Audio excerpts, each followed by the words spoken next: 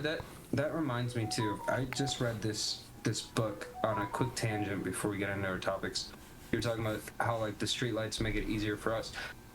That is also the best thing that we can do for other animals and insects is to turn off our lighting because actually it's the most disrupting thing for them.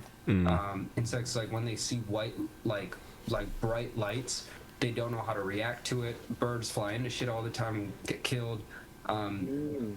Disconnect that, it allows our ecosystem to preserve itself. And a good solution too, actually, that biologists have learned is to use red lighting because it's much less invasive to them.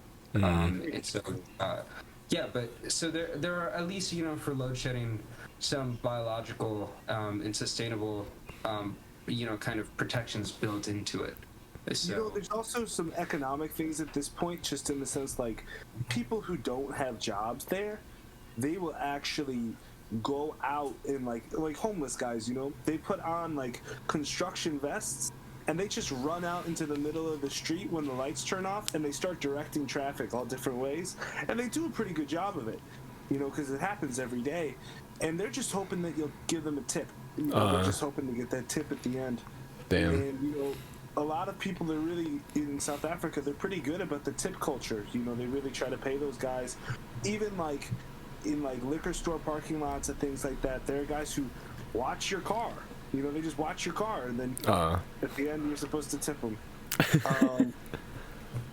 like, I don't know about that one.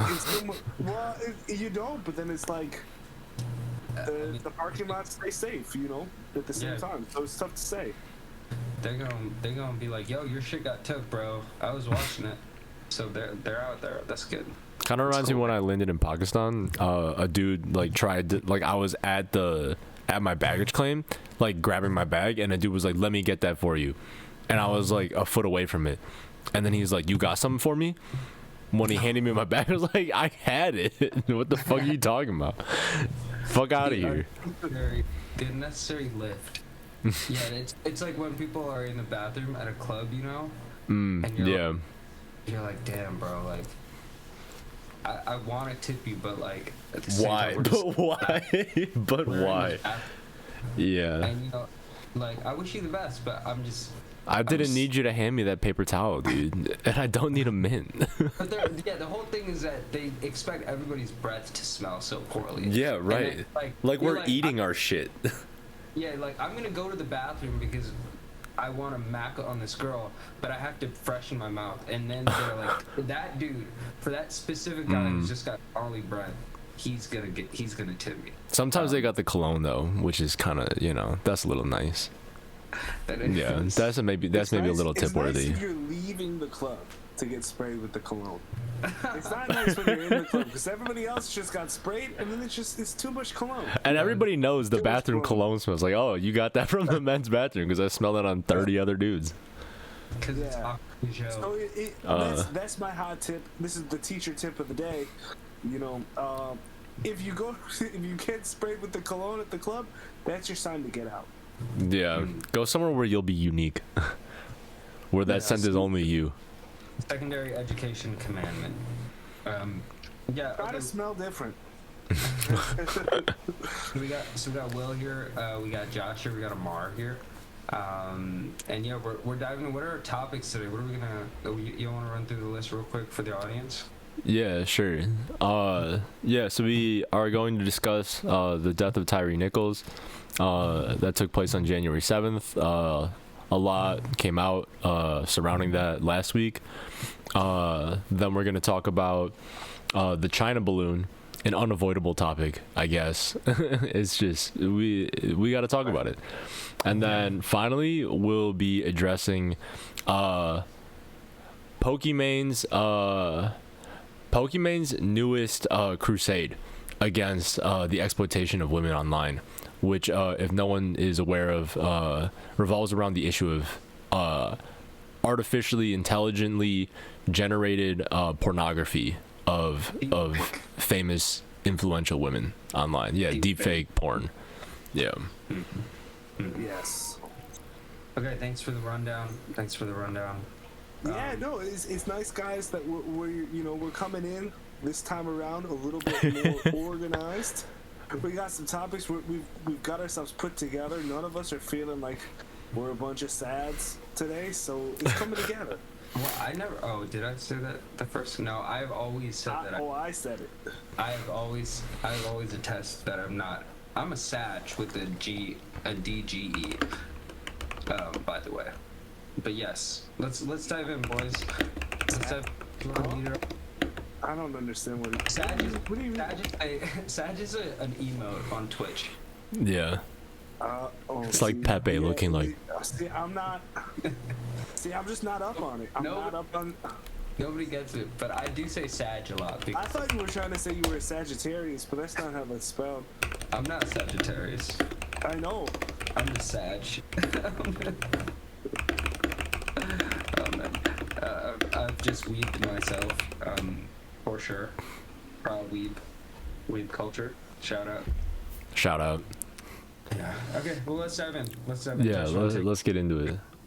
Yeah, Josh, you're up first. Yeah. Yeah. All right. So can you introduce us? Yeah, just introduce us to the topic, and then give us the rundown of what's been going on over the last week or so. Yeah. Okay. So I'm sure that a lot of us are familiar with the events and the story in general, but yeah, just to recap quickly. On January 7th, a motorist by the name of Tyre Nichols, who was driving through Memphis, was pulled over by some officers, supposedly for reckless driving.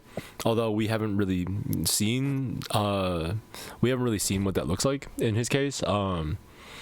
He was pulled over for reckless driving. Promptly was asked to get out of his car and then arrested. He was apprehended by these officers and was tackled to the ground. There were 5 officers on the scene, and he was being very aggressively handled in this first encounter.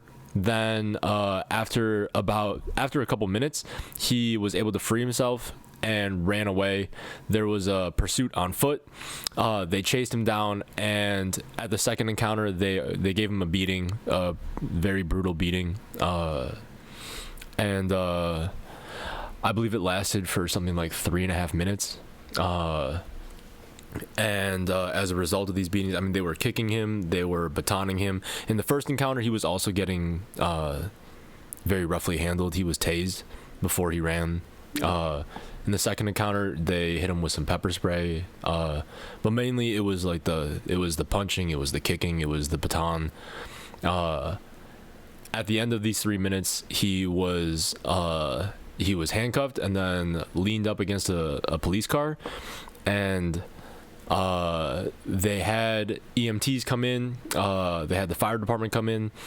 He was not treated for 19 minutes after their arrival, and you could see in the video footage that we have of the incident obtained from police body cameras that he repeatedly falls over in that time. He's like slumped on the ground, not able to pick himself up. Officers are telling him to sit up, and he can't, and they have to pick him up themselves and prop him back up on the car, where he just slumps over again. He's in pretty terrible condition. Once the fire department arrives, they can see this, and he is still not given any treatment despite being very visibly seriously injured. He's taken to a hospital where he's unconscious, and after 3 days of lying unconscious in the hospital, he dies. He died about 100 meters from his mother's house. Repeatedly throughout the altercation, he was heard telling the officers, "I just want to get back to my mom's. I just want to go home to my mom's." The video of the incident was withheld for about 3 weeks by the Memphis city government, the police chief, and the mayor. I don't know everyone in government who was involved. I don't work in Memphis government. I imagine that 3 weeks passed while they strategized around how they wanted to handle this incident. In that time, there were a number of protests that arose in Memphis, a lot of grassroots movements trying to call for justice, call for that video evidence to be released to the public, and for some action to be taken definitively around these events. People wanted answers. So after 3 weeks of deliberation, the 5 officers who were at the scene and who delivered these beatings, they were fired on January 26th, which was a Thursday. All of them were fired, and then they were charged with a number of felony charges, including second-degree assault. Second-degree murder, aggravated assault, kidnapping, official misconduct, and official oppression. I think like the biggest one that stands out there is second-degree murder. Pardon, just to ask one more time. You said, what was that? Something oppression? What was that? Official oppression. Official oppression. I've never heard of that. Yeah, same. I imagine it probably means like oppression by like an officer. Yeah. Something like that. Yeah. The next day, Friday, January the 27th, video is finally released, and it is seen by America widely. It generates a lot of headlines. It becomes a pretty notable story. And one aspect of the story that is particularly notable and runs counter to the typical narrative, sad that there is one, but it runs counter to the typical narrative that we have in America of police brutality, is that all 5 officers that were fired and charged with this murder were black in Memphis, and Tyre Nichols himself was also a black man who was killed in this encounter. So I think there's a lot to unpack here. I think it's hard for a lot of people now to kind of get a read on the situation.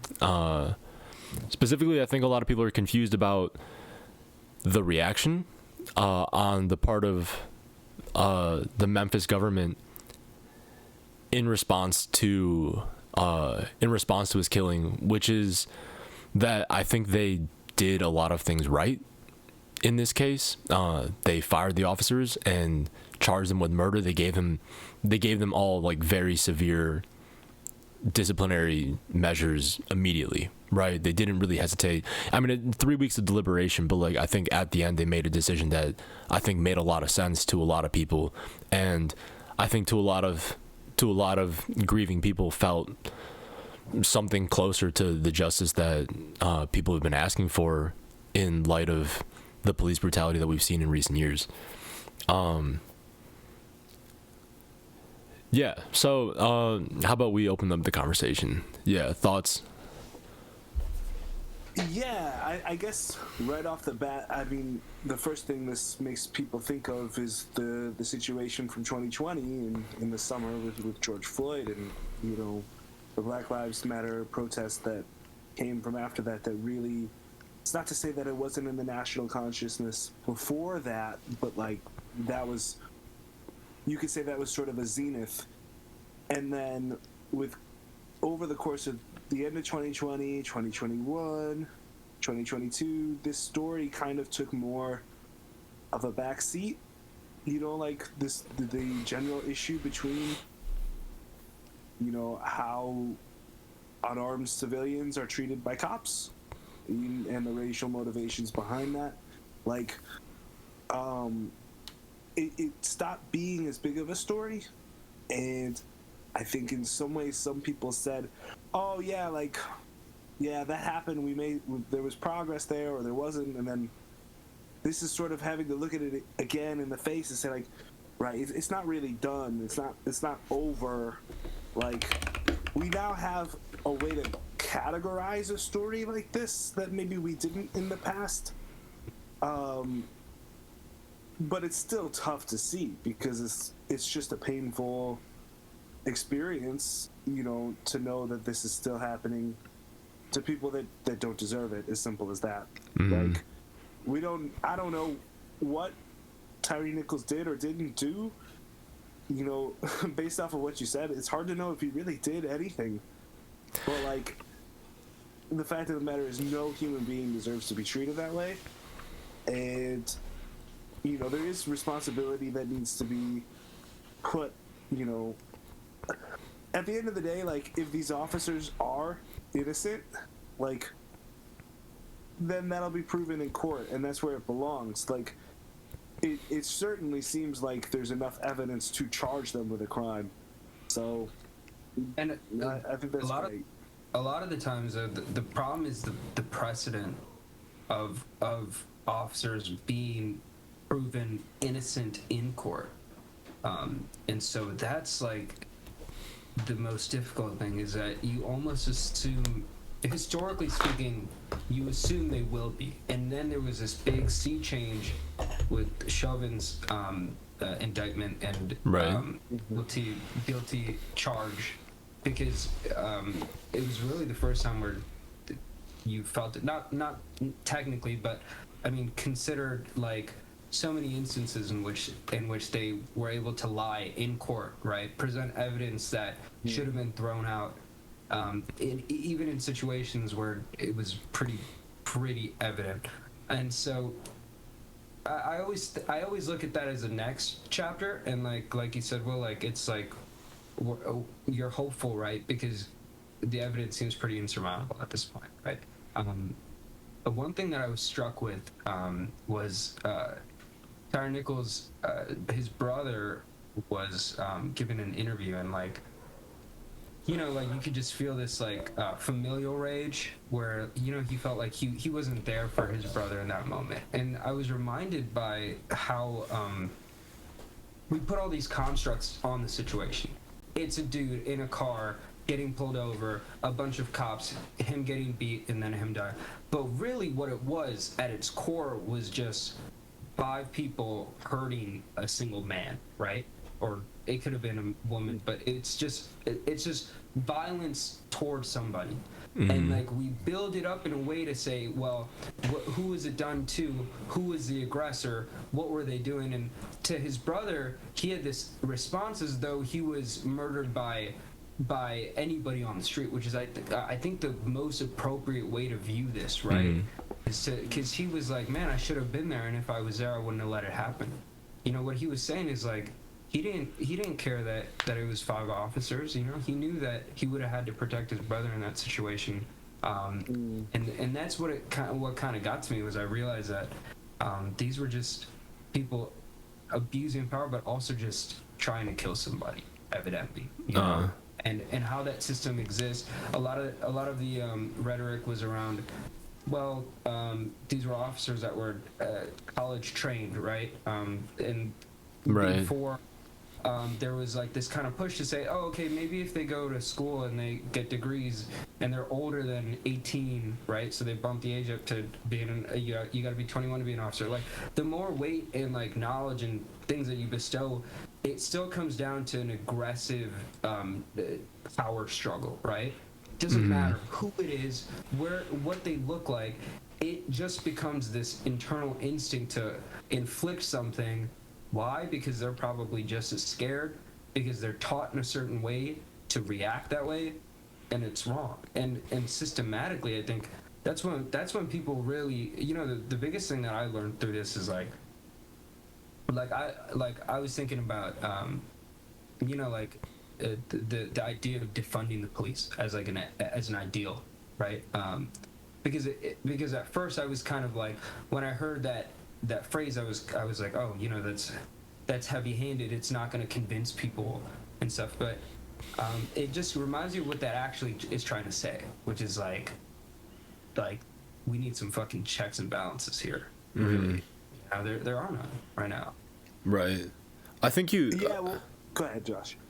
I think you hit on some interesting things there, and what I think, like, there are some interesting tensions at play, which is that, like, this police department is reformed in the aftermath of what happened with George Floyd, right? Like, the Memphis City Police Department, they've done a lot of things right. You know, like they've, like after George Floyd, there was a lot of conversation and a lot of like academic conversation around how we might improve police relations with the public that they oversee, right? And a lot of the suggestions were like to raise the age of police officers, to like find like college educated police officers, to like have a more black police force, right? And through these efforts, like there are like a lot of studies that were conducted that said like if you could hit like these 3 demographics or like start like checking these boxes, there would be a significant reduction in the sort of violence against like unarmed innocent black men, right? Like this is the rhetoric, or maybe innocent's not the right word, but like unarmed black men who are being handled over aggressively, right, to the point of like of severe violence, right? And I think it's interesting that like in this case you see Memphis was doing a lot of things the right way, right? They wanted to do things the right way, and we still get this result, right? Another like an interesting fact about these officers is that they were all part of a special squad that Memphis had put together called Scorpion, right? Which stands for something about like, I don't know, reducing public notoriety. I don't know.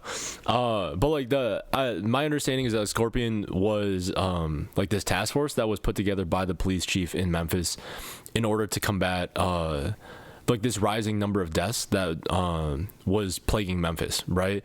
A lot of these deaths were the result of reckless driving, right?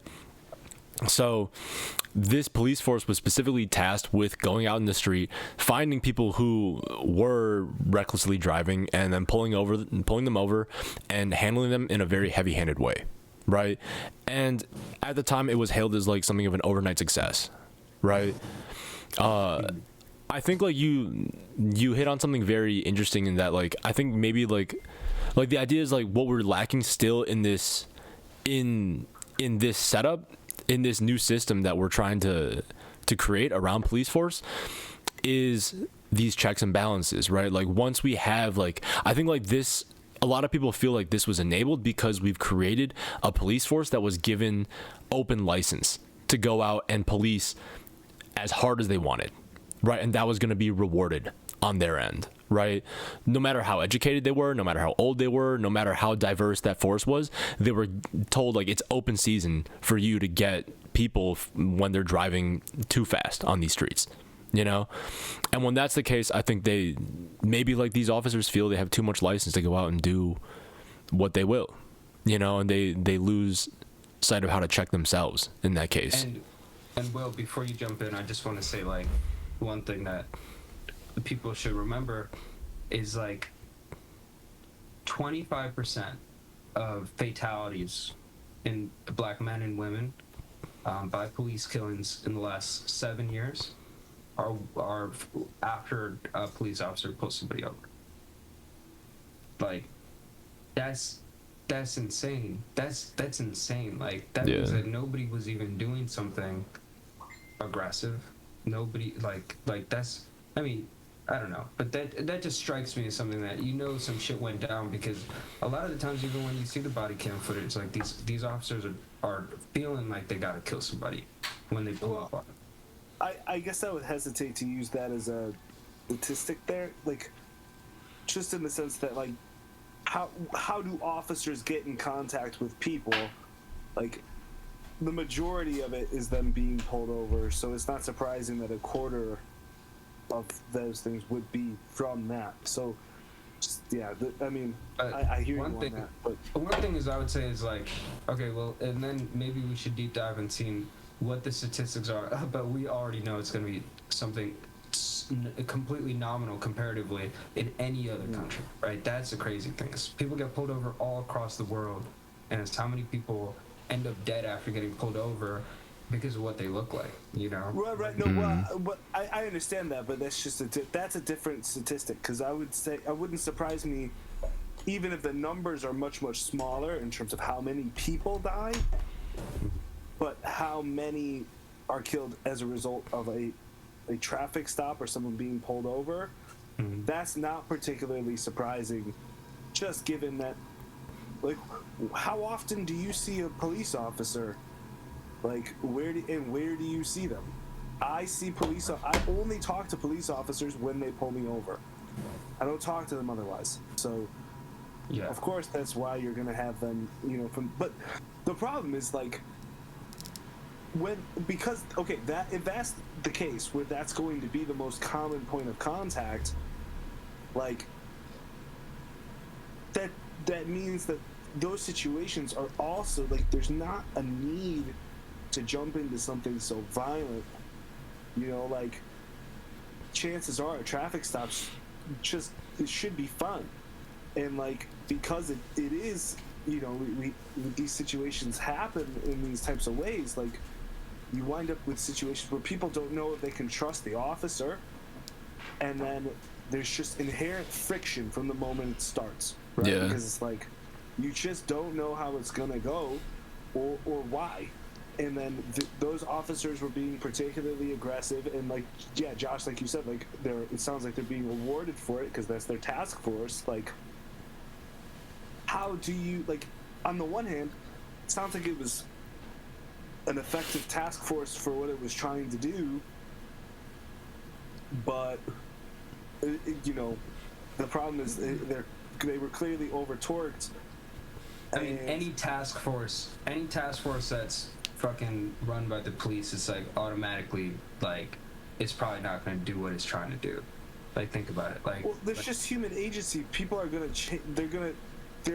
everyone's doing things for their own reasons, but it's like, you just can't expect to give people that much authority to, without having this type of outcome. It's not surprising. There's consequences, right? You say, like, this shouldn't, like, obviously, if you go overblown, if you overdo it and something happens, you're gonna get caught. That's what happens when you've got body cameras.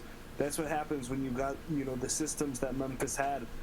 And so that happened, and all these people got caught, and all these people, okay, they took 3 weeks to deliberate. That's a little bit strange, but I can also see, like, you want to avoid a political firestorm by not releasing it just a day or two after it happened. Yeah. Okay? Like, I guess, to me, this sort of seems by the book, in a sense. Like, there's consequences for bad policing. These guys are facing the consequences. I agree in the sense that, like, if they weren't officers, it'd probably be considered first-degree murder. So, like, let's just put that, keep that in our mind. But, like, generally speaking, yeah, this seems like the justice system at work. You can't ever avoid the idea of unarmed killings at all. These things are going to happen. So it is good that when it does happen, there's justice there to follow. I agree to an extent that, like, looking at the task force, right? Like, once they were employed, it was an overnight success. I mean, at least, like, politically, it was touted as one, but, like, you saw numbers go down in like motorist accidents, right? You had, like, less deaths after this task force was out there, right? So they were doing something. But I think it's very, very difficult to rein in that culture once it's created, right? Like, it might be doing something once it's created, but, like, the culture that is created within that task force and the kind of behavior that's rewarded immediately after they're formed, it grows very big very quickly, right? I think that's what we saw in this case. And I think, like, with, like, what you were saying, Will, that, like, it's unavoidable, like, these sorts of, like a killing of unarmed civilians by the police, right? Is it unavoidable? I think, as, like, a regrettable reality, yes. I think part of the reason why is because it's very difficult to perform that balancing act, right? To manage crime with the police force while not creating a culture that allows police to run rampant in your streets and become the killers themselves, right? And, like, I think, like, this is a question that still remains unanswered, and, like, this is, like, I think, case in point for it after George Floyd, after all of the reform that we saw after his death, right? Like, it sparked, like, a national discussion around changing the way that we police our cities, right? I think this is a very interesting rebuttal to what we saw there, right? Like we see in Memphis that they are trying their best. And like I think to some extent we have to applaud them for the way that they manage this. I mean, like 3 weeks is a long time, right? And like I can understand that like the political calculus in this is very distasteful, you know, especially for like the family of the victim. Like it's a horrible thing to have to deal with, and like it's really regrettable that it has to end up in that arena. Yeah, go ahead. Because it's interesting that you're mentioning this task force, and what I said previously when I said nothing good comes of task force. What I was talking about, and obviously that's a catch-all statement. I'm not talking about fucking everyone, but like some good examples have come up. This is the second one. Y'all ever hear of the gun trace task force in Baltimore?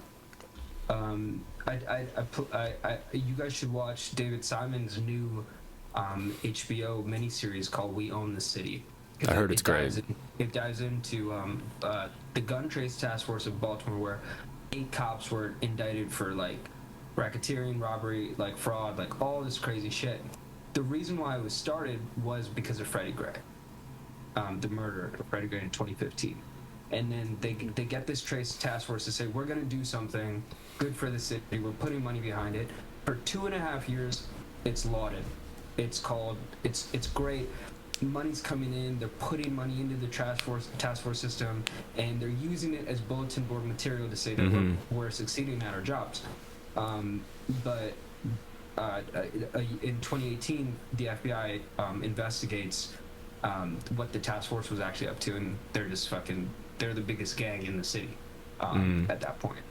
And so, again, it comes down to power. If you give power to any institution, they will tend to abuse it, right? And this is one where they're literally strapped, so they feel so close to that physical edge of using it. So it's different. It's not subtle power, you know, the ones that or soft power, you know, the ones that we talk about being behind the scenes. It's like in front of somebody, life and death shit, like what you'd expect like a prison guard to do to an inmate in some regards, like very viscerally. That's what kind of power they're feeling. And so when this shit happens, you just gotta be reminded by it. But like, it's tough, man. And well, you're saying, yeah, like I think it's good to be optimistic, and then I think it's also good to consider that we have to wait to see what happens and what the charges are, and well, not what they are, but what comes of it. And again, I bring it back to his brother, because he had this crazy sentiment that again just like threw off all the veils. This dude's on CNN and he straight up says, "I hope they all get the death penalty." Yeah. Like, I don't know what they do there, but I hope they all get the And again, I'm just reminded that he just lost his brother. You know, that's how he feels. If you had a brother and then he was beaten by 5 men and you weren't there for him, or you felt like you weren't there for him because that's your initial feeling, what would you feel towards those men, right? And so now we're driven towards this idea of, okay, we need to have justice. When Chauvin kills Floyd, we need that man locked up, right?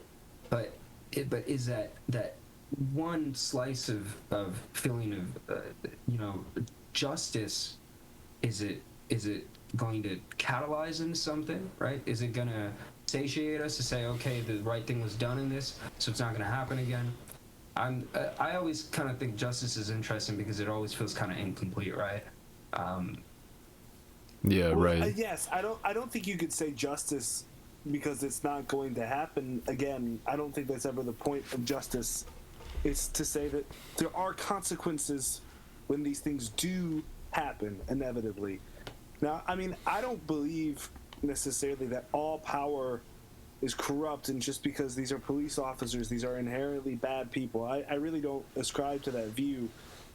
But I will say, like, you have to wonder, like, why did this group become so corrupt? Because why are they, you know, taking this much advantage of their position?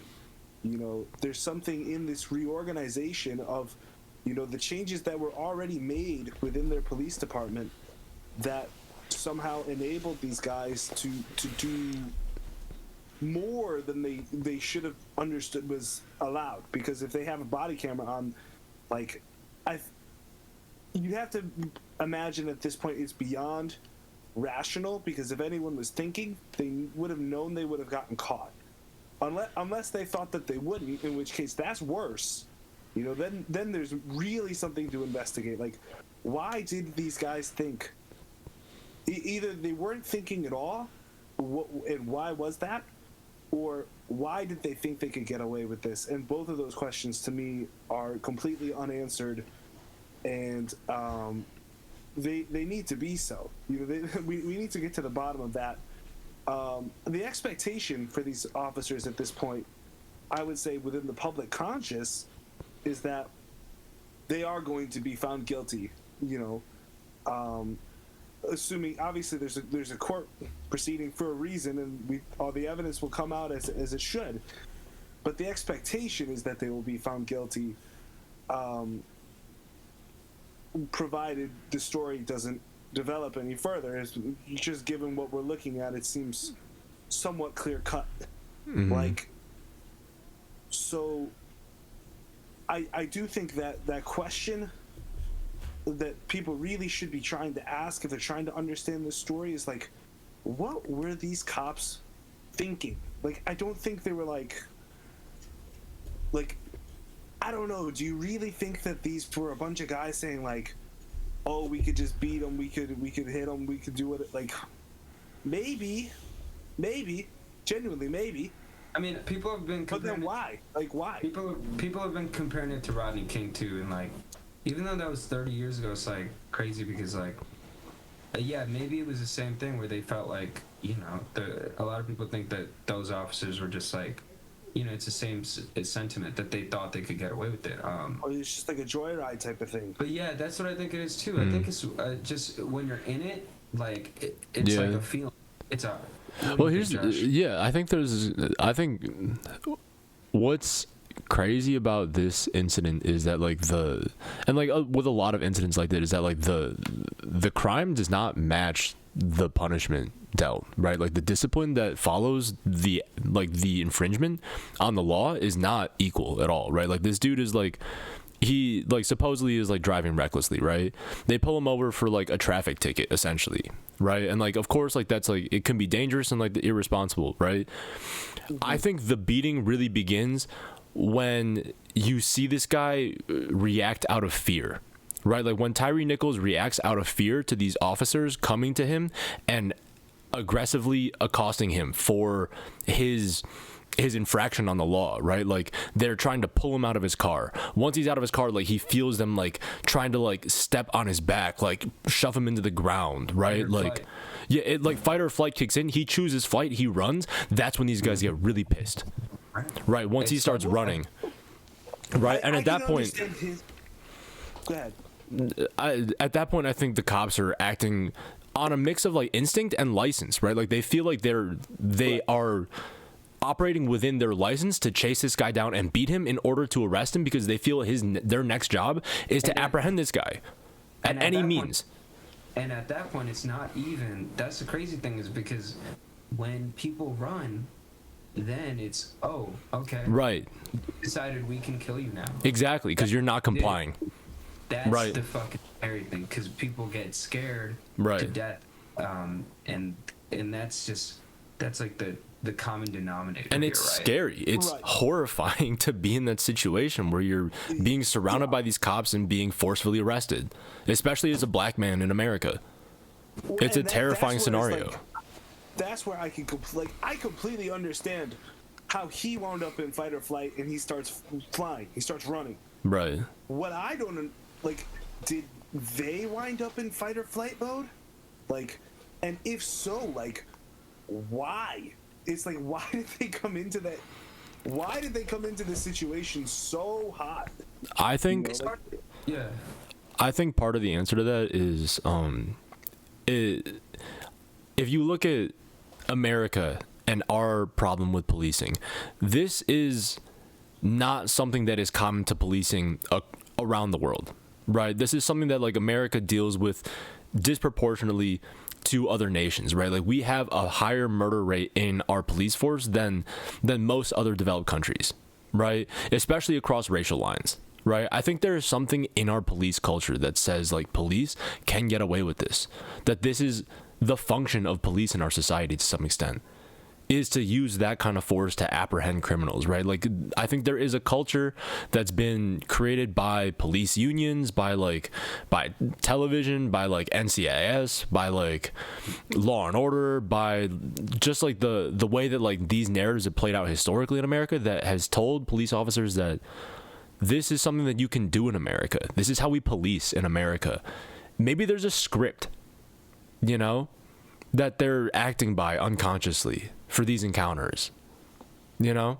Yeah, maybe. I mean, that there is something to that in the sense that, like, you know, when I was in South Africa, you know, I would tell people, they'd say, "Oh, where are you from?" "Oh, I'm from America." "Oh, what part are you from?" "Oh, I'm from Chicago." And some of the people I would meet out there, like the Afrikaners and things like that, they go, "Oh, you know, is Chicago like, is it really like what they show on that show, Chicago PD? I like that show," you know? Like, when you hear, like, again, like, that's a pretty intense thing to hear from guys that were, like, you know, they grew up with the apartheid government. They like hearing about these white cops beating people up and going past the scope of what's acceptable to the law. And it's like, so there's definitely, like, some sort of narrative that plays out that it's like you can go beyond the scope of the law and be a hero. And I guess that one would like to think that in 2020 that was thoroughly debunked, but culturally it still has root. It still influences people to this day. And I do feel like that's really what this story, it's just off the rip, from the moment I read the first headline, I was like, right, this spirit is still within the culture. And I think it is important just to say, like, it goes beyond racial lines, in the sense it's not just white supremacist cops, right? Like, that's the phrase that's kind of what people have been saying since 2020. Oh, like, you know, look at who was that officer, Chauvin? Like, oh, he's just a racist, he's a white supremacist, he's just a killer. Like, it goes beyond, like, it's not just white officers, it's police culture in general. It goes beyond any one race. There's just an inherent, you're right, to your point, Josh, it's like it goes beyond cross racial lines as well is definitely a thing, but also, yeah, it's just the whole culture through and through that has this type of ethic.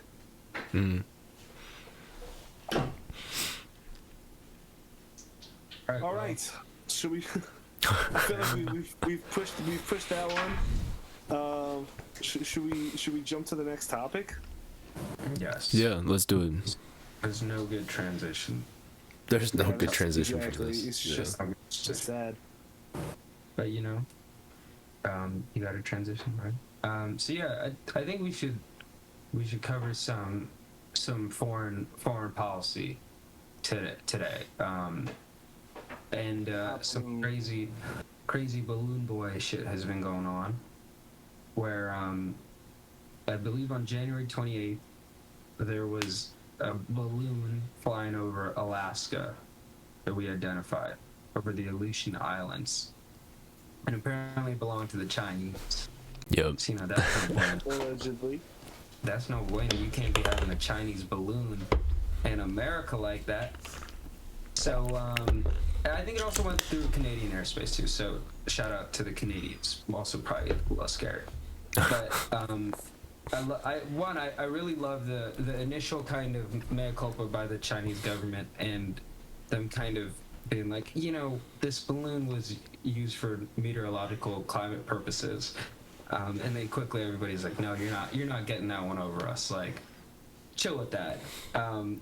But just going through some of the timeline, so it re-enters American airspace then over like Idaho, right? And at this point, it becomes ironically a meteorologist's best friend because they start tracking it for and with the U.S. government as this like awesome pastime where a bunch of them just were using it for content. And so I thought that was funny because I've seen a lot of really great weather like pattern paths for the. That's really interesting. Yeah, because I mean, again, it's a balloon, right? So it doesn't have any propulsion. So it literally is. It was something that people were just tracking because of the wind patterns, right?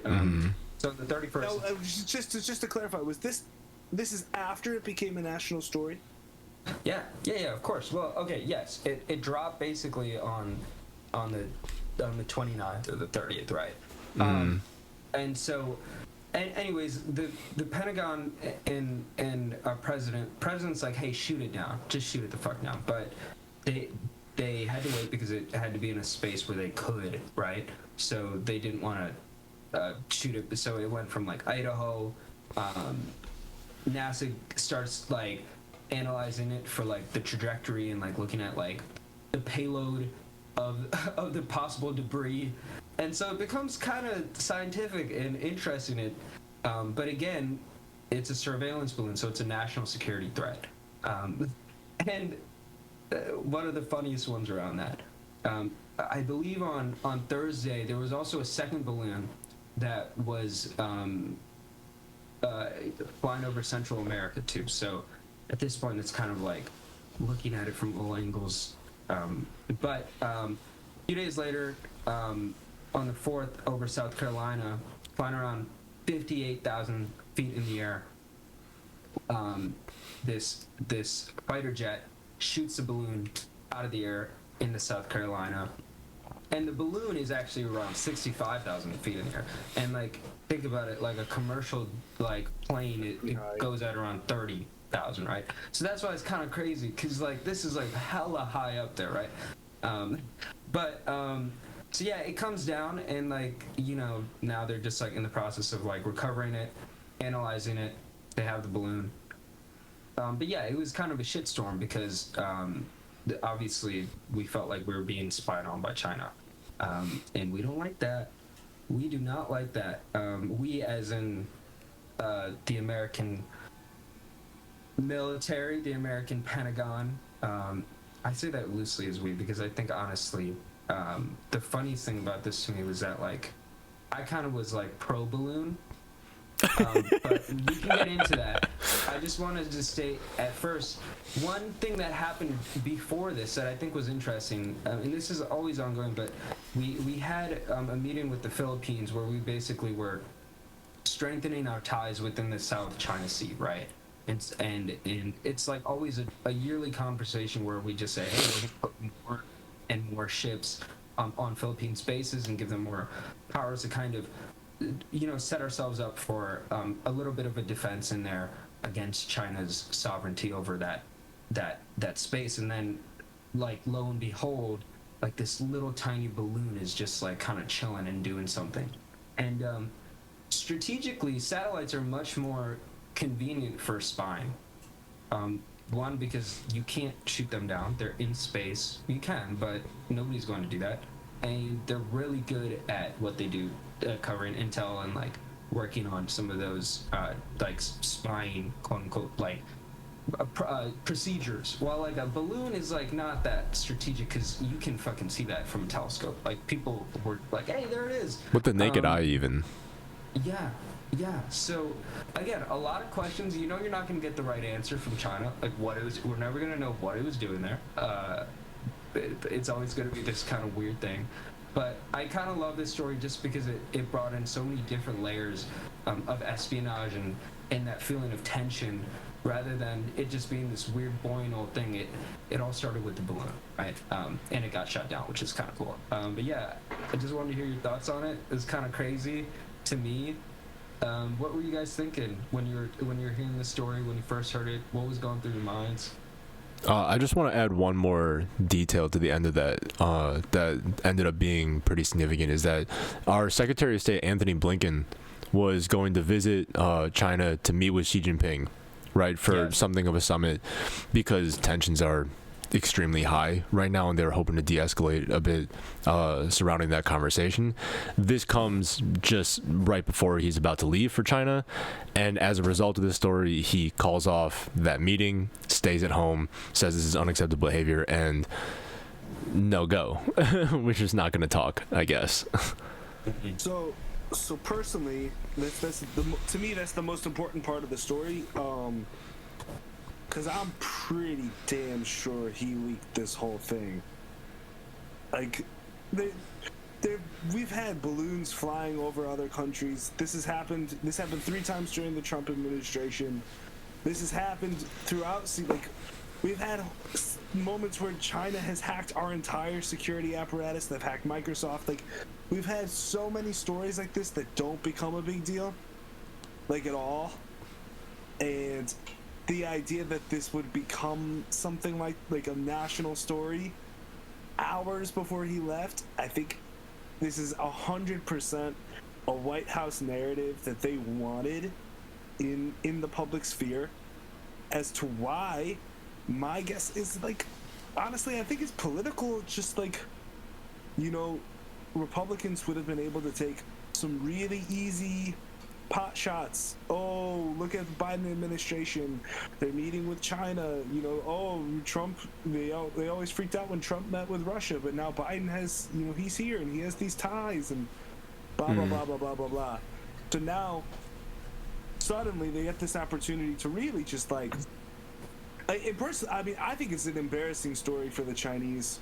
Like, they don't come out looking good. And my guess would be that, well, just looking at America's posture towards China generally, we don't need anything from them at the moment, particularly. Whereas they're kind of all over the place politically, economically, in terms of trade partners at the moment. There's a lot of things that they could get some benefit from. So if they were maybe trying to negotiate harder than they wanted, this is a dual win, in the sense that, like, now the negotiating table, even if there's more tension, like, you know, they come in embarrassed, and we don't really I don't think we care if nothing comes out of the negotiations. So my guess is this is purely to just kind of embarrass the Chinese, and so this administration could look tough. That's my take on it. That's interesting. I had something of an opposite take, although similar. My reading of it was more that this was like a genuine blunder. I think on the part of the Chinese, it's been, we've mentioned this before, but like these kinds of balloons, like we find them. You know, they just exist. They're not like an anomalous thing. This isn't the first time that China has done this. Like, we've seen these balloons before. It's been confirmed by like some defense secretary, like after this story broke, right? Like, he said, like, yeah, this happens. Like, here are a bunch of examples of like when we saw this happen, right? This is something that we normally don't act on. It normally doesn't become like a political lightning rod kind of story, right? I think right now, like, there are a couple of things that like make it that. One, the fact that like Anthony Blinken was about to leave to China to talk to Xi Jinping, right? The fact that like just days before this, we beefed up our forces in the South China Sea, right? The fact that we expanded our presence in the Philippines, that really pissed off China, right? This is something that historically has like, that China has been very on edge about.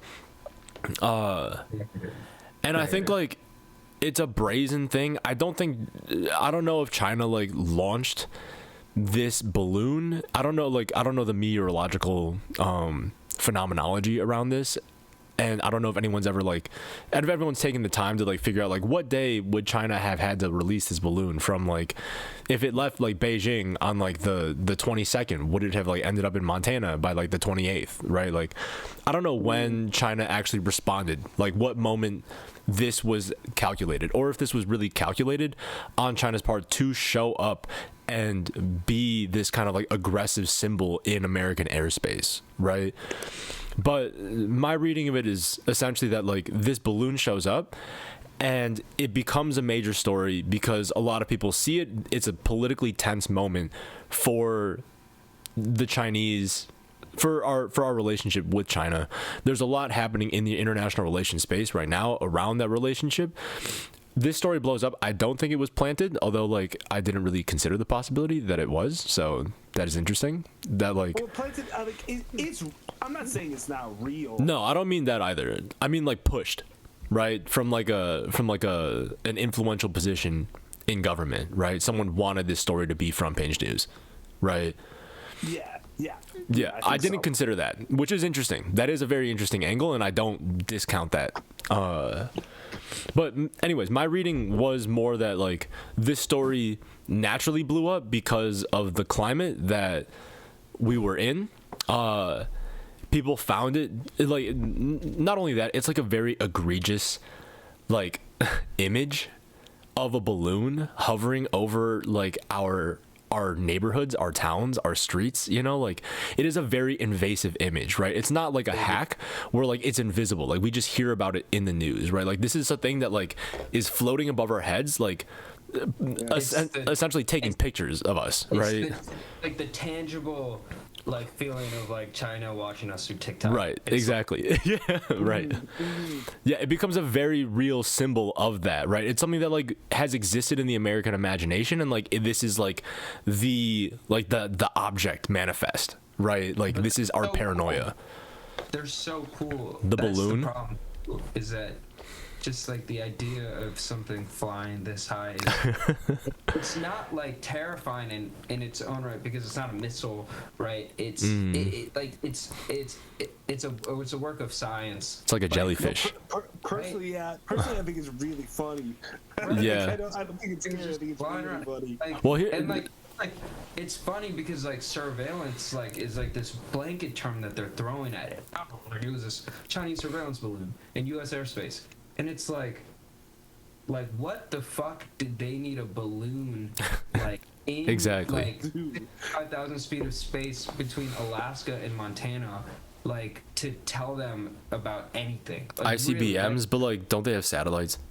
yeah, like it's just such a funny thing because we're not diving into the deeper things, right? We're just like, hey, you're spying on it. You always do that shit, and it's like, it's like cool. Yeah, we might not fucking put a balloon like in China, but you know what we do? We just fucking put some drones up in the Middle East, and we just spy on you by fucking rummaging through your goddamn house. And we have with like a- satellites, and like we have like dishes like placed in Yeah. Japan that like intercept cell communication from China. Like we have all we kinds can- of surveillance shit that like we're Right. constantly spying on China. Right, like, and so, but I like what Will was saying is it's like this moment where it's always on the tension of like how can you turn this story into something that looks good for whoever's in office, right? Right. And so the Republicans are at first, I can't believe you're not taking swifter action against this balloon. You know, this balloon is It's egregious. it's egregious. It's an egregious balloon.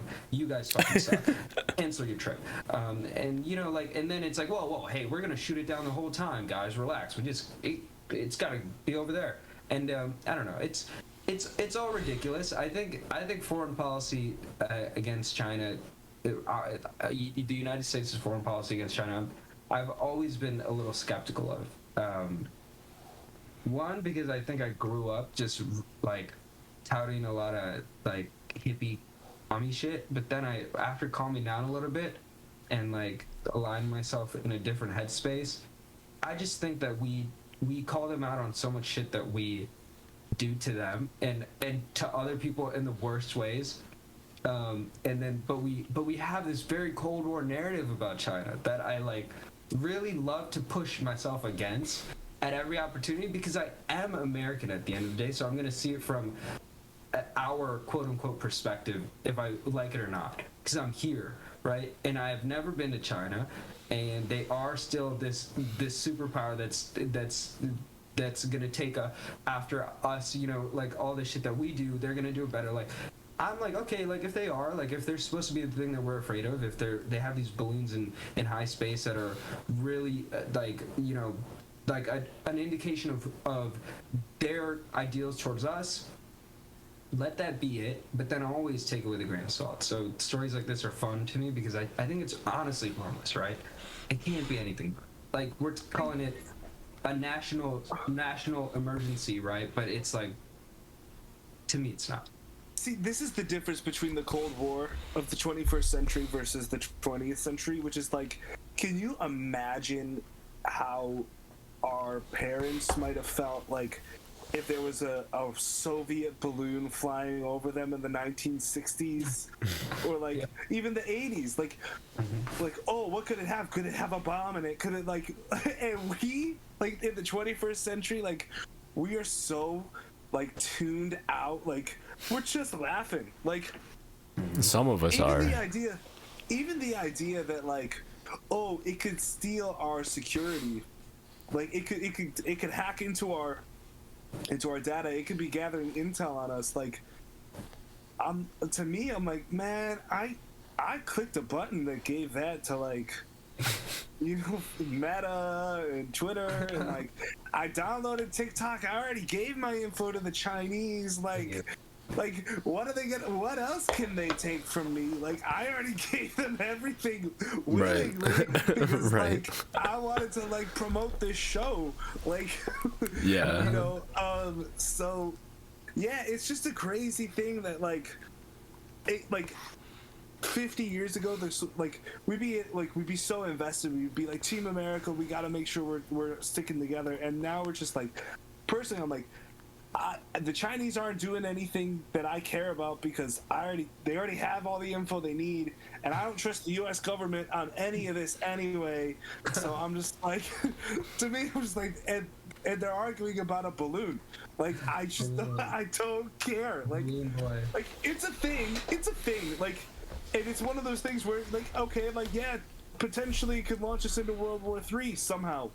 You know, like like that's not great. Like.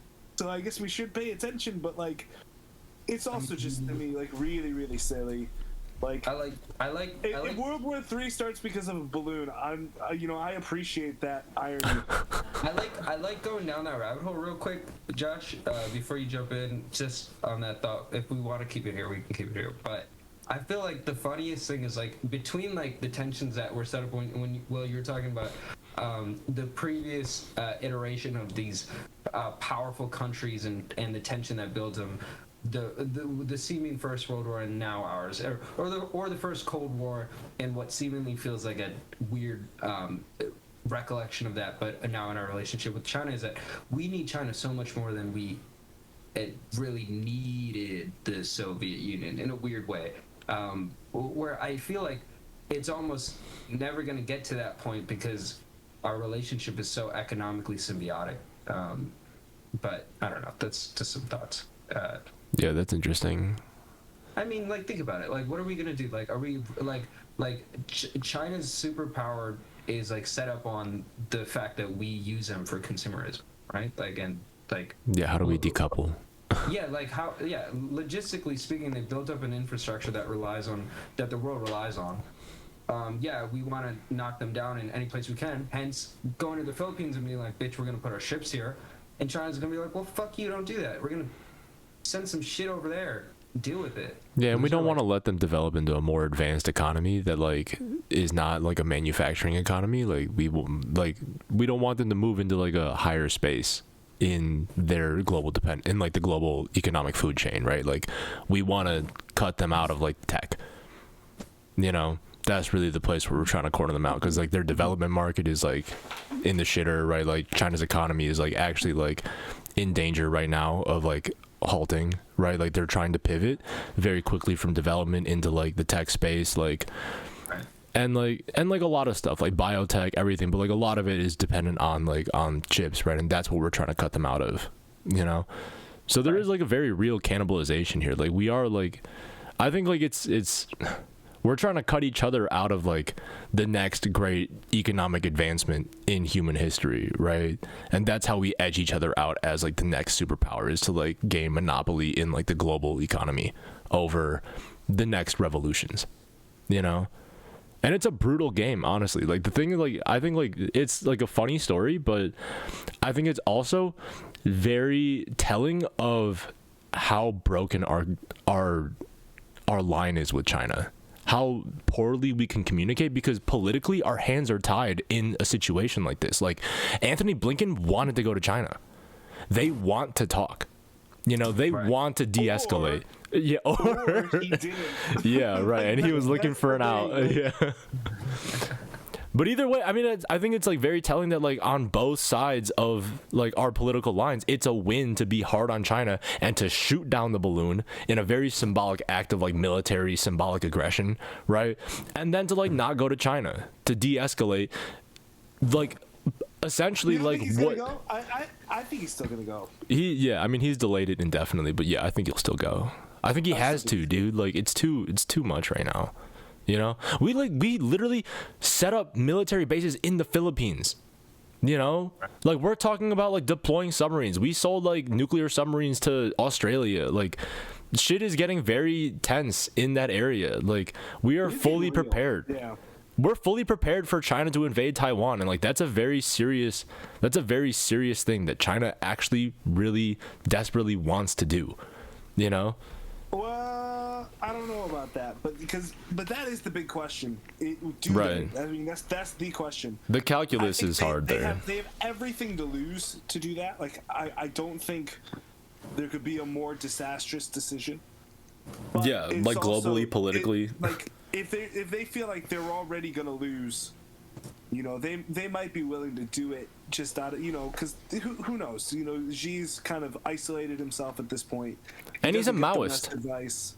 You know, and he inherits from like Mao's ideology, and like a lot of that is like there is like this inherited grievance where like Taiwan is like the democratic state of China that like broke apart. It's like a rebel state from China's origin, and like it's very, there's a very sort of like one that got away dynamic between them, right? Where like the communists let these like democratic infidels like run away to this island nation, and they set up their own government. But like there is something of like a prophecy to be fulfilled here, you know, like to like take Taiwan, these these rebels, and bring them back into the communist like totalitarian fold. Yeah, I mean, we could get into Taiwan more, I think, another time, because it's such a big topic. I just think that for our listeners, what they should know is like, that's the big one. There's no staying home and playing Xbox instead of going to Taiwan. Like, if the U.S. and China go to war over Taiwan, like, the U.S. is going to be collecting computers and old cell phones and things and taking your chips. Like, they're going to need your chips for their military operations for Taiwan.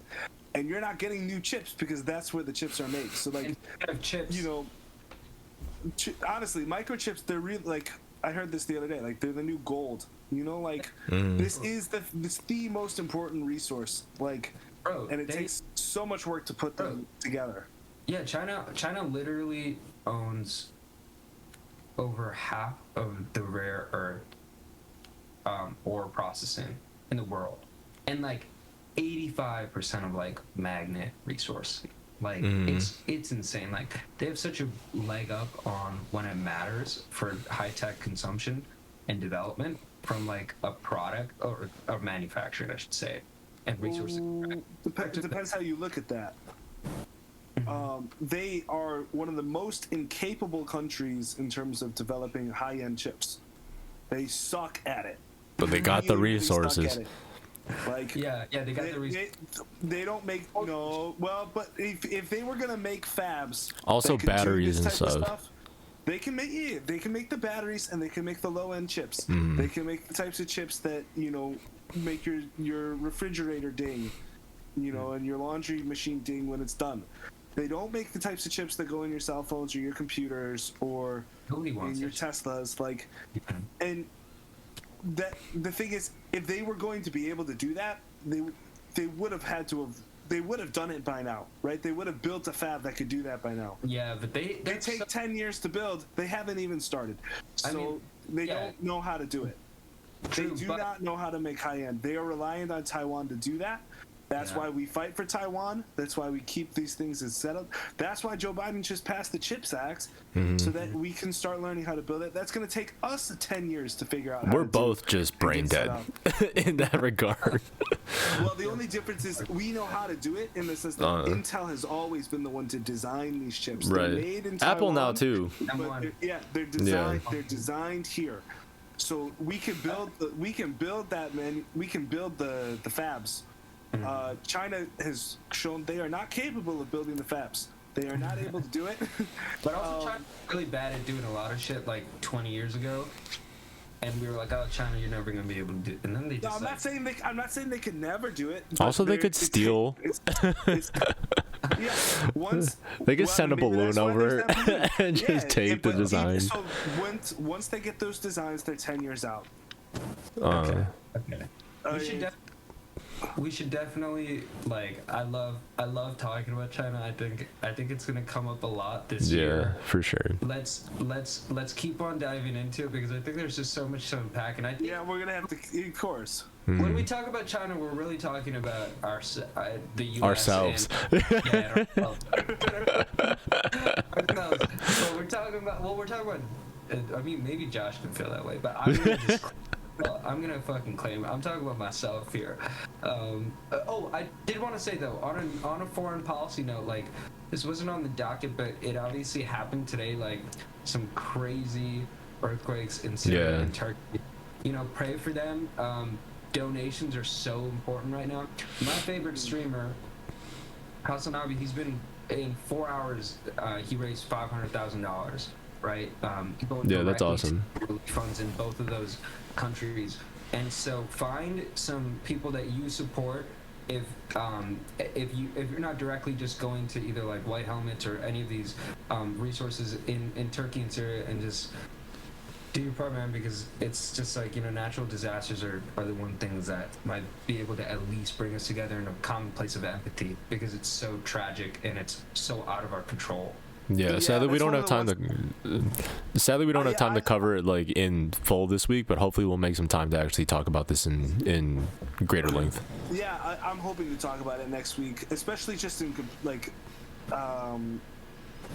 consideration of the Syrian civil war and how they were like this is right where the refugees were, you know, like this is because a lot of the Syrian refugees, they went north to Turkey, and the earthquake happened in southeastern Turkey and in Syria. So this is exactly where those Kurds were that tried to escape. This is really like, it's not a nation, but the largest peoples without a state are the Kurds. So this is like the Kurdistan area where this earthquake took place. And so it's in northern Syria and southeastern Turkey, and the death toll is like close to 4,000 right now. There was an estimate that was up to 5, but I think that got corrected. But who knows what they're still looking. It's massive, and it is right on top of a civil war. So there's pretty far-reaching implications that I think I want to take another week before we really dive into that one. Yeah, apparently at 4,800. Just so it's insane. Yeah, so crazy. Man. Crazy. Yeah. All right, deepfake porn. Never a good transition. Never a good transition. Yes, never a good transition. Are there any? I just think there are no good transitions anymore. On to what we came here to talk about. Not that, but something equally important. Oh my god. So, yes, Pokimane asked that you stop and get her consent before you fantasize about her. You're really making a Pokemon. No, Bro, you want to tell the story about what happened? This is the headline. This is the headline on PopTopic.com. And so, yeah. So what happened was this guy, the streamer, his name's Atrioc. He got in trouble because he was streaming, and he left a tab open of some deepfake pornography, and not just any deepfake pornography, but on a subscription-based website. Oh, you have to go out of your way to pay to view, and this is he was looking at another streamer, Pokemon, and so as a result, not just Pokey. People screen cap that, and then that site got revealed. Other people signed up to do some like investigation, essentially, and they revealed all the different streamers that were on that deepfake site, and that deepfake site got notoriety. It's now been shut down by the creator, and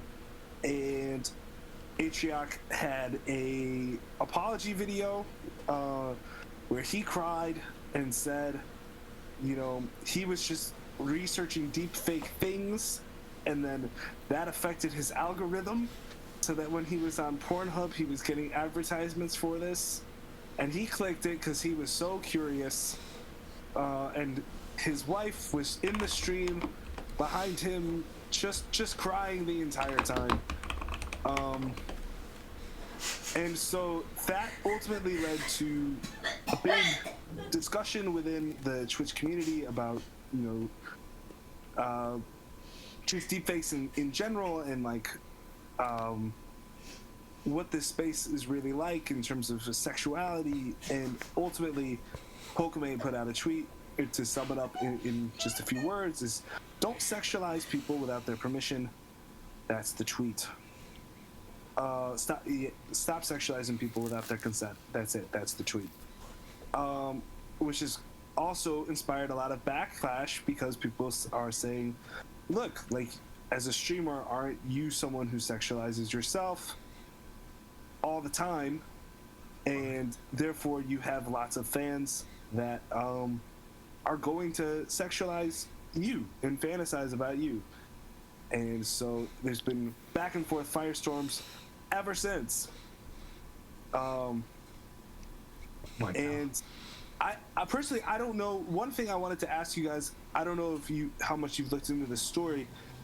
I know that it's deepfake porn. People are saying it's deepfake AI porn, and I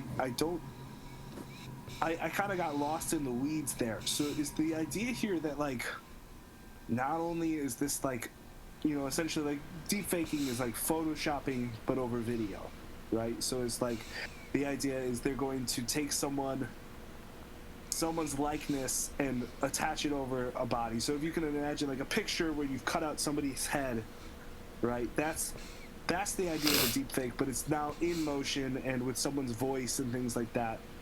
I don't know where the AI plays in that. Is that just that like there's assistive technology to make that automated essentially at this point, where it's like you could just plug in a few pictures and sounds of a person and it's doing the rest of the work? Is that essentially where we're at now? I'm not like super familiar with the technology, but I imagine the AI comes in when like I think like the AI is probably like adapting to, like, it's like you feed it like, I don't know, maybe you feed an AI engine like a certain influencer, right? And you like describe like something of a video that you're interested in. It has essentially like a bank of videos that or maybe like I don't even think it's that deep. It's not like ChatGPT for like porn, right? I don't know what it is yet.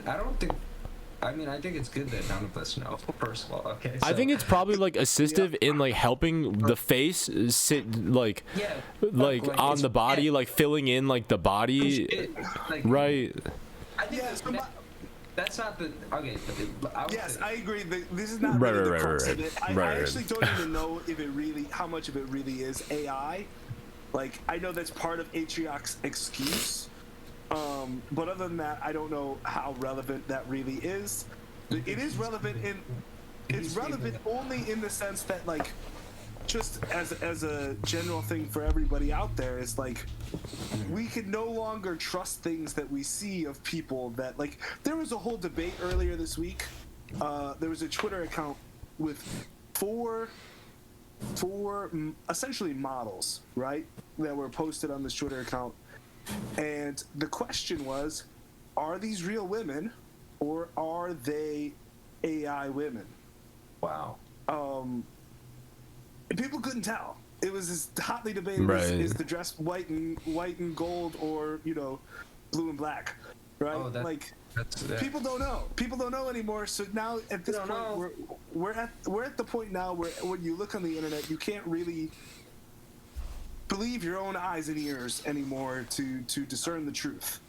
No. So that's great. That's a great place for us to be. It's very dystopian. And we've also got, you know, some, I don't know. Well, like, I guess, like, I would say immoral, you know, just in the sense that this is, I don't know if he actually knows Pokemon, but Atrioc, you know, is clearly, They know each other. yeah, that's clearly blurring some, well, he said he never looked at anyone that he knew. So He did. Yeah, sure, but like, to some extent, I think it like. Coworker. It is a coworker that he's, you know, essentially like, if he doesn't know her directly, he's friends with someone who knows her. So Supposedly, he looked at Ludwig's girlfriend, right? Yeah. And just like. Just like a month before this happened, he was a host. He was a judge on her cooking show. So like they work very closely together. Ludwig is like one of Atrioc's best friends in the streaming community. So like he knows I saw these a video people. from him just saying, I think they cut ties after this, or Ludwig cut ties with him. This guy was. Yeah. What are you gonna do? Here's the thing, man. Like, one, I do want to just bring up this as far as like sexualized content goes and that like whole fucking thing, because like first of all, I think the big thing is like, what is sexualized content? Because I don't think there's a line where you can be like, oh, if a girl's wearing like a shirt up to here and showing a little bit of cleavage and she's got makeup on, that's sexualized. Then we can say, but oh, this streamer, you know, she goes with an all natural look and she's never bare midriffing, so she's not sexualized content. So it's like, that's like one thing where like, and there were all sorts of streamers or like basically it's like you can feed like a deepfake thing for any celebrity. Like if anybody takes a photo, anybody who has followers or anything, you can take that and you can abuse it and like use it as something. The thing is, as this technology gets more and more realistic and like you said, uncanny valley, right, where you don't know the differences.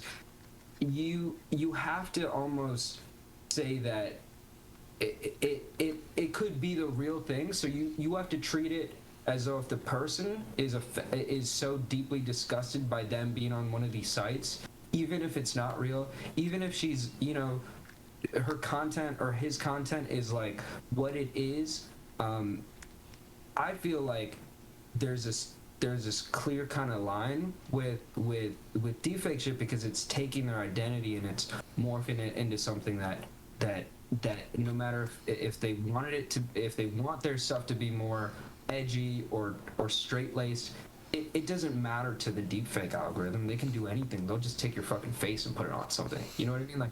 Like that's to me where like you in this internet age, I think everybody's responsible to like look at some stuff and be like morally objecting to the real ethics behind it.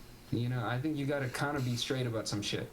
And like, I don't know. That's just how I feel though. What do you? I guess I just wonder like why? Like, I hear you in a sense.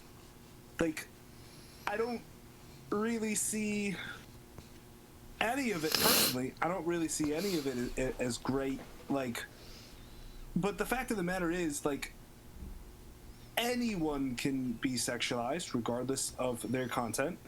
You know, there's sexualizations of Joe Biden out there, as well as LeBron James and Serena Williams. Like, everybody, there's sexual content. Rule 34, if it exists, there's porn of it. Like, if you're gonna be in the celebrity space, if you're gonna be a public person, Like, the reality is that people are going to sexualize you. Like, I think that the pop, well, that headline that I read earlier, you know, you can't ask people to have Yeah, you can't say people need permission to fantasize about you. For sure. People are going to do what they want. For sure. That, I will say, is neither here nor there. And let me explain why I think it's neither here nor there for this one. And this is where this shit gets tricky. And this is why I think moral objection is kind of important with deepfake technology. Because on one hand, if you're talking about fantasization of somebody's, you know, like physical whatever, or a video that they put out or some shit, like that's content that they put out there, or if they liked it or not, it's out there because people know them. I don't think they're saying, hey, well, okay, like the tweet that Pokemon put out in the moment, I'm not even touching that. What I'm saying really is I kind of don't fuck with deepfake stuff, and I think it's really dangerous because it completely blurs the line of like the people that you see them as and like what they're representing. So you're creating these new worlds that aren't actually like based in reality, and then you're taking that content and making it sexual, which is like not the same thing as just being like, hey, we're creatures of, you know, fantasy, so we're gonna fantasize about people that are famous. Like there's like a weird line there, and I'm just kind of saying like all I'm trying to say is I don't see how that's any different from what pornography was already doing, right? Like the idea that like pornography was already saying like, I don't need to have a real partner, I already can view you as a sexual object. It's not someone that you see, that you know in general, because, you know, generally speaking, porn stars were a mainstream part of society, although that's also begun to change. Like, so as those lines begin to blur, it's like, okay, like I guess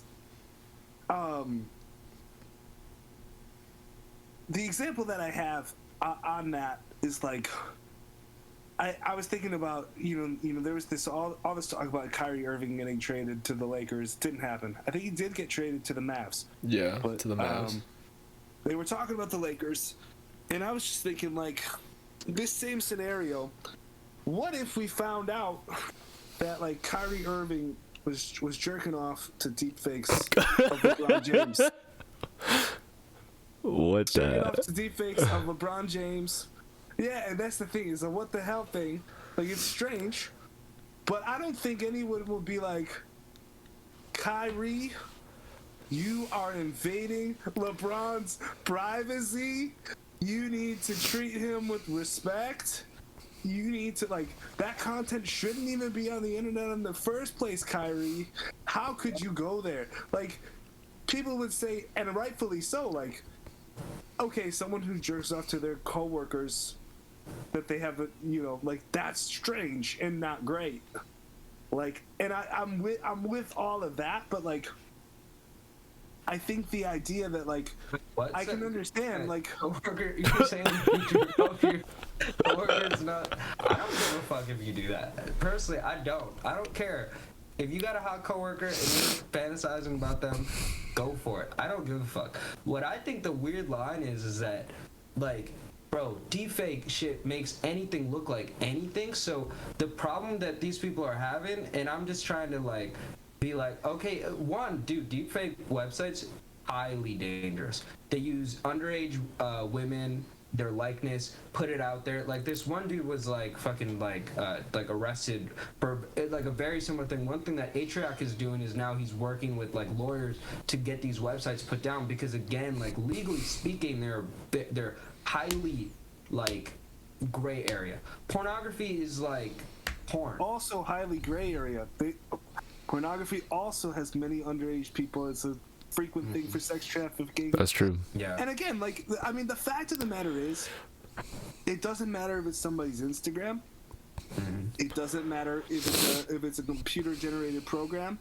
It doesn't matter if it's a Photoshop it's like a cheaply done Photoshop.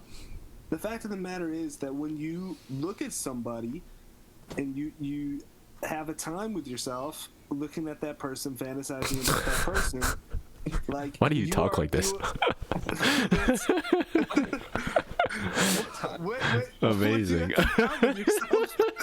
Looking at that person, you're objectifying them. Like you're doing that. Like I just don't see how that changes because of AI. I don't think that changes because of deep fakes. Listen, it changes because like when somebody sees a photo, I haven't seen this of myself, but I'm assuming that when somebody sees a photo of themselves and they're just it looks like they're nude, and then everybody like on the internet is like, oh, you're nude now, like this probably feels fucking awful. And so I think, and if it's like a photo of somebody on a beach and then somebody took a photo of them in a bikini, it's like they're not going to get the same visceral feeling of being violated. Like the women and men too, like who are on these things, they feel violated, so I'm going to respect that just as a matter of violation, as a code of conduct. So I can understand that yes, I hear you there, but the fact of the matter is having a time with yourself with a photo or with a deepfake, you're violating that person just as much. That's the truth of it. Like if someone, I don't think any person would be like, oh, you like you were jerking off to my Instagram, or at least you weren't jerking off to a computer generated video of me. That's so much better. Like there's no levels to it. There's no levels to it. And I feel like people kind of said, like, well, I don't know if people said it was fine or not before. It's just, this was just part of what was going on in the underbelly of, social media. I've talked to so many guys, because, like when I'm traveling, if I meet people, my go-to, I always say, like, hey man, do you have Instagram? Like,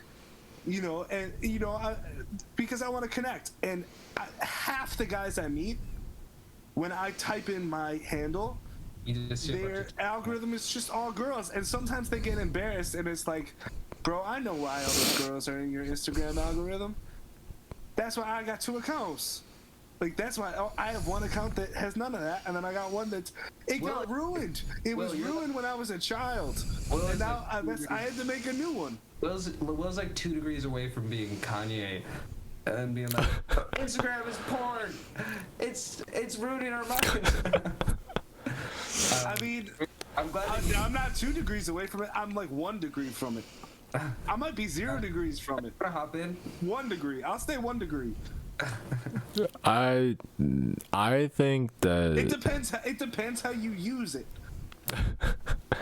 Okay, so I'm gonna come with a different take, or like a different angle on the tweet. I imagine that like a lot of this has to do with the tweet still. Like, I think what we're talking about is sexualization, right? The issue of sexualization and how someone sexualizes someone on the internet, right? Like, will, like, to use your verbiage, right, like when someone is having a time with themselves and with like a photo or a deep fake, right, there's like an act of sexualization that's happening, right?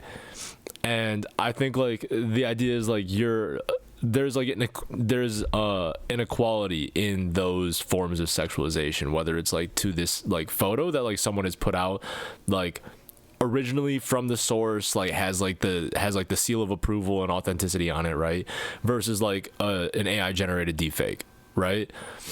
Either way, there is still like that same act of sexualization. There is that same act of violation, right? When I read the tweet, I kind of read the word sexualization to mean something a bit different, which is like the generation of sexualized content, rather than like the act of someone sexualizing someone. I think like a lot of streamers and like a lot of content creators and like people in general have to be aware of the fact that like people are sexualizing them in their minds, or like having fantasies about like this person, right? I think it's like just like a natural part of like of being a person, right? Like, and like that interaction, like there is like some element of that, right?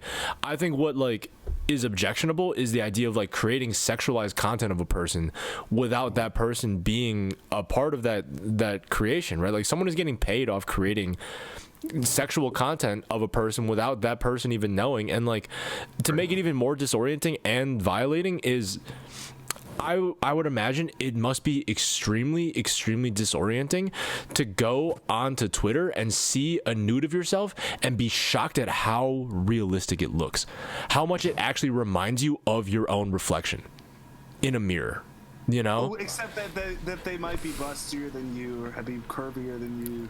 Maybe, yeah. Well, I saw someone's have a tweet to that effect, like, oh, this is giving me like major body dysmorphia, like. Right, that was cutie. Right, that like this is like ruined me. Right, like seeing like that deepfake porn of herself has ruined her. A chatter is asking, how would you feel if you found out that your girlfriend is deepfake porn? Ooh. Obviously terrible. Yeah, obviously terrible.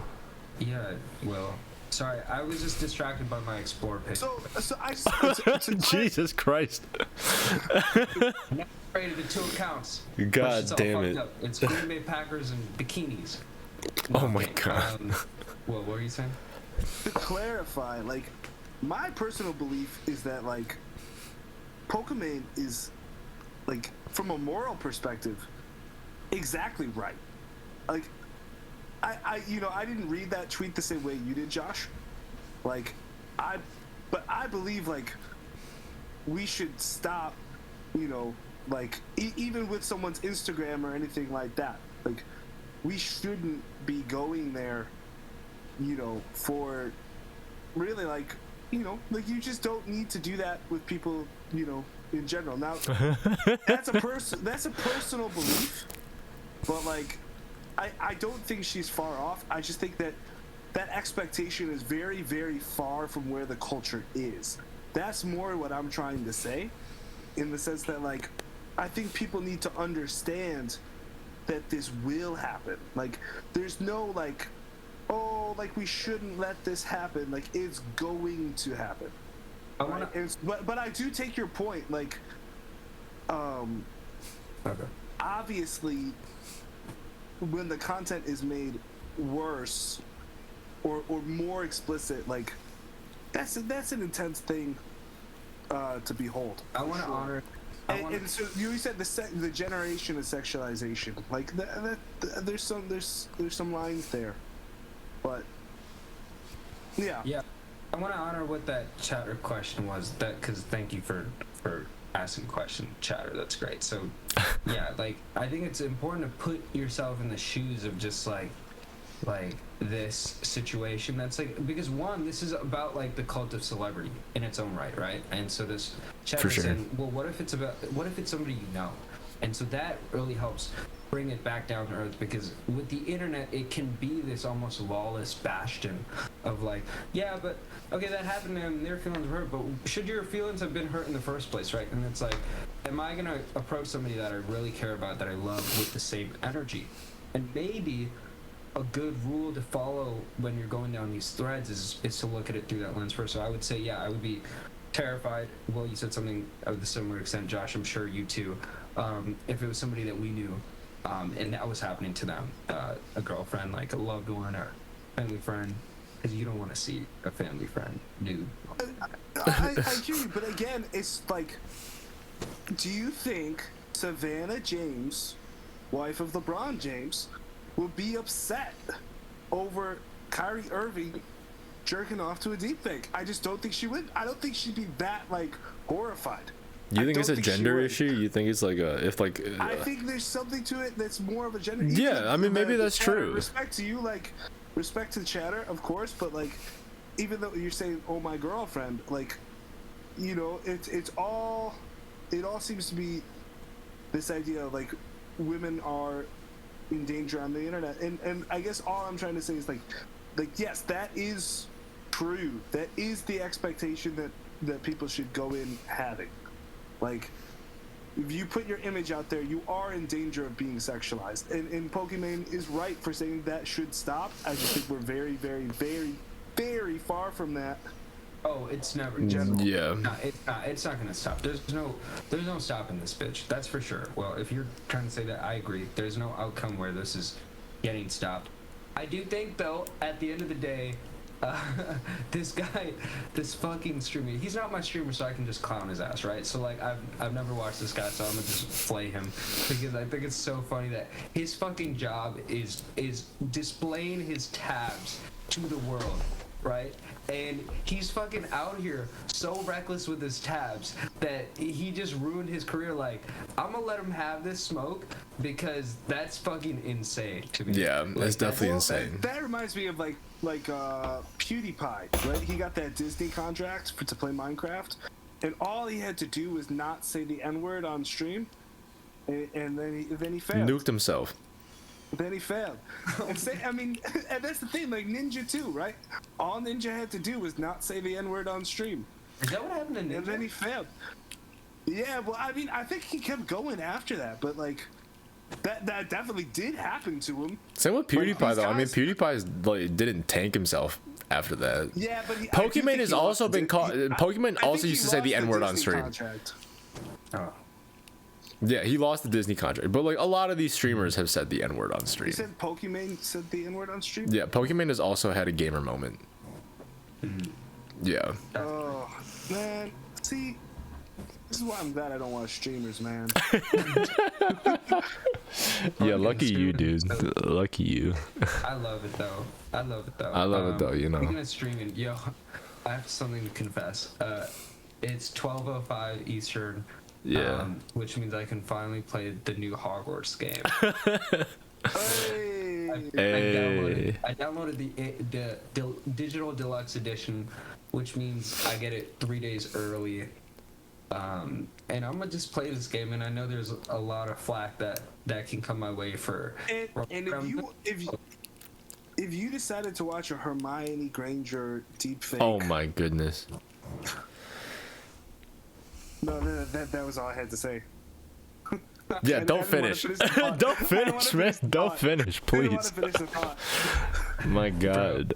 I'm just excited. I'm gonna create like a brown dude, like a brown. You know they have brown Yeah. wizard. Right? Yeah, They actually do yeah. have brown wizard, which is There are nice. brown So wizards. they always have brown wizards. They got the Asian wizards. It was they an got the- inclusive space, Hogwarts. It was, you know. So I'm excited. I'm gonna carry the legacy, but it's crazy because like, I was talking to one of my homies and I was like, hey, like, I'm a cop this game. By the way, you can get it and it'll be like out. And then he was like, yeah, he's like, I just don't want to kick sand in the face of like trans people by playing that game. And I was like, I was like, that's true. Like, you Damn. have to cop the fact that like you're playing it and you're also like, I'm sorry for the harm that J.K. Rowling does by fucking talking on the internet because she's a fucking idiot. Like, Yeah. sorry, like you gotta almost do an apology while you're playing. There was like this, I don't know, but I will tell you how I feel about the game next week. How about that? The studio creating the game has like separated themselves like very far from J.K. Rowling in the process of there's releasing this game. There's trans characters in the games. A lot Right. of developers are trans. She's people had that are playing- no influence in like the direction of the game. She hasn't written any of the story of the game. That being said, they did still pay for the licensing, Yeah. so she knows she's getting paid. That's But she just already going got away paid. from her vision. No, I'm just kidding. Oh, It was a great Man. app. We should get to our recs as far as or like things we're consuming. Sure. yeah. If you want to go around, Will, anything you're up to, watching, reading, doing some shit. What's going on? I just bought Silver Linings Playbook. I'm gonna be reading that over the next Nice. couple months. I'm doing a novel study with one of my English students. So I think that'll be really fun.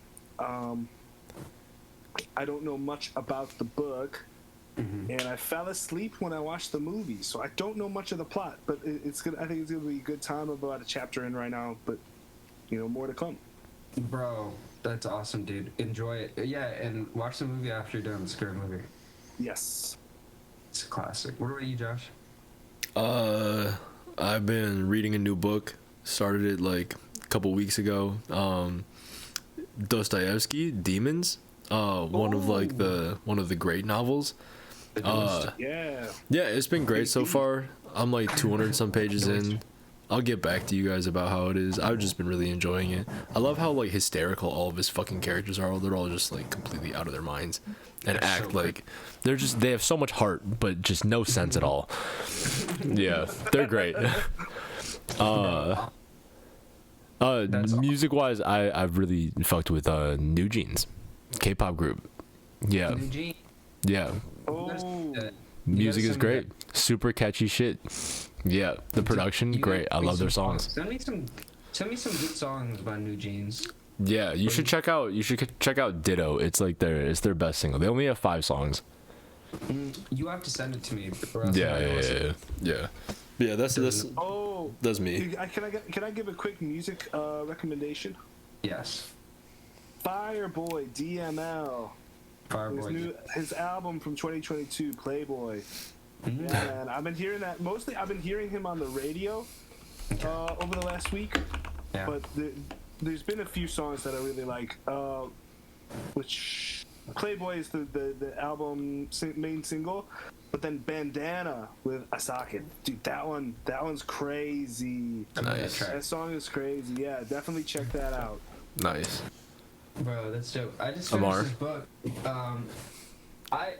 I just finished this book. It's called An Immense World by Ed Yong. It's got a monkey on the cover. I was trying to get the paperback that doesn't have the monkey on the cover. It doesn't look as BBC Earthy, but but they didn't have it at my local bookstore, so I had to get it. But I just finished it. Insane tour de force about the animal world and their senses. And so it was wonderful. It was wonderful. That sounds fun. Yeah, it was That sounds like a good one. it was a banger of a book. Then I've been watching John Wick because I'd never seen Nice. it. And they were Same. I watched John Wick 1 like 2 weeks ago. Not even. Okay, nice. I've been dying to watch them. Yeah. I heard they're Yeah, great. Yeah. They Bro, must be it's amazing. great. Fun. You know, It's a they're- fun time. They're shot in New York. They're shot in New York. So, This is what's wrong with our police culture, man. bro. For real. No, he's Not. He's not a police. hitman. Still, He's a hitman. man. He just- no, but they do make the. I don't know. I'm not gonna get into this right now. There is like a police officer that like visits John Wick's house, and he's always like, "Hey, John, are you back to working?" He's like, "I'll leave you alone." There's all these dead, but I don't fucking get. I'm like, I don't get this. I don't get what this copper is The doing. universe. I love the John Wick universe of just like people just know this happens. Like it's very, very, very, very common. Bro. Bro, yeah, that's the funny thing about it. But I've been enjoying those. I've been enjoying those immensely. Music. Josh put me onto this Yachty record. Lil Yachty's Gotta new jump on that. Yeah. You got so there's to. this really good song, Running Out of Time. That's my favorite. Great song. Start here. Very cool, very groovy, great hook. But yes, it's been a fun week. Excited for it. We're gonna drop the app, and then we'll follow us on our TikTok and our socials, and we'll keep on posting some fun snippets, and we're gonna do it again. We'll see what we cover next time. Yep. Next week, man. We'll be here next week. This is a forever thing now. With any luck, knock on wood. Yeah. Never miss a week again, guys. We're here to stay. Let's go. Let's At go. least for this season. Let's go. Let's see how many episodes in a week we. Is can this do in a season 3 row, now? and then- No. It's season 1. It's season 1. Stop it. All right. If we miss a week, then we'll say it's the start of season 2. But We gotta bump up the Let's season all- number let's- every time we miss a week. yeah, guys, we're taking a break. We'll start the next season. Yeah. All right. Good talk, guys. All right, guys. Bye. Yeah. See ya. Have Bye. fun.